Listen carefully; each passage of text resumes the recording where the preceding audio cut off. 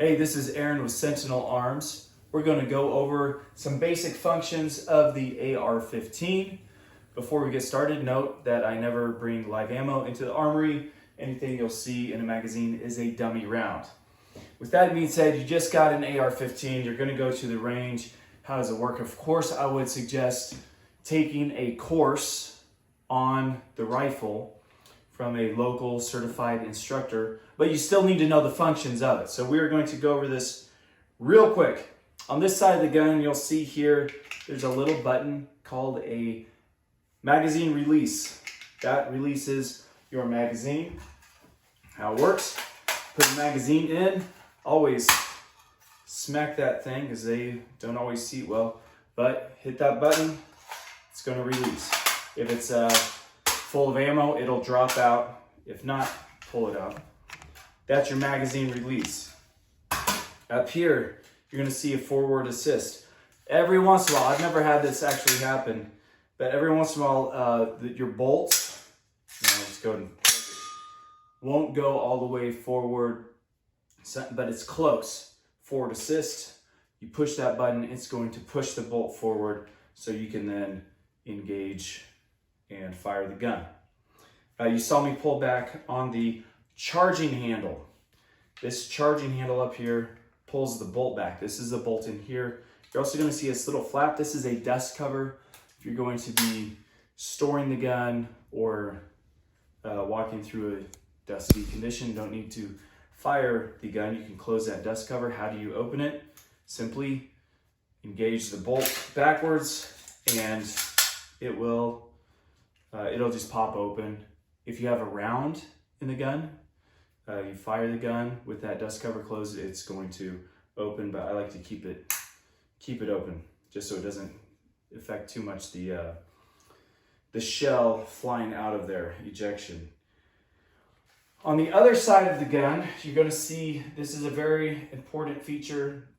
This is the bolt catch.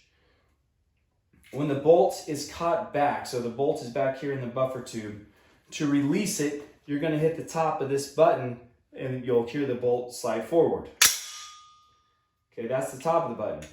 The bottom of the button is for when you pull this bolt back and you want to keep it open, you need to push that button to lock it into place. If you don't, I'll close it. If you don't, you slide it back, you're going to feel the spring in this buffer tube push the bolt forward. So if you want to lock it open, push the bottom of that down. That way, you'll have it locked open back here. One other feature on this side is the safety selector. This goes from safe to fire. It's an important mechanism to be aware of. For demo purposes, I'm putting 2 rounds into the magazine. Your bolt is locked back. You're going to load the magazine into the gun. Always give it a good tap so you know it's seated well. When you're ready to fire, you can drop the bolt, hit that bolt release button. It pushed around into the chamber. You're going to go to fire mode when you're ready to fire on your safety selector, this side. Once you're ready, you move your finger to the trigger, engage, and it's going to go boom. It's going to throw the bolt back and the shell is going to eject something like this. And then automatically, I stop the bolt, but automatically it's going to go again. And you get to squeeze the trigger again, semi-automatic. However, after your last round, and watch this, I am not going to engage the bolt catch because on the last round, the way it's designed, the bolt's going to catch open. And so you may be squeezing the trigger. It's not going to fire. The gun's designed to keep the bolt back after you shoot the last round so that you can drop the magazine and you feed another one. You just hit that bolt release and now you're ready to go again. So those are the features on the AR-15 that you'll need to know to go out and actually shoot the gun for the first time. You may want to put an optic on it, get that sighted in before you go take a class. But, and I say that because if this information is actually relevant to you, you should go take a course. There's no shame in that.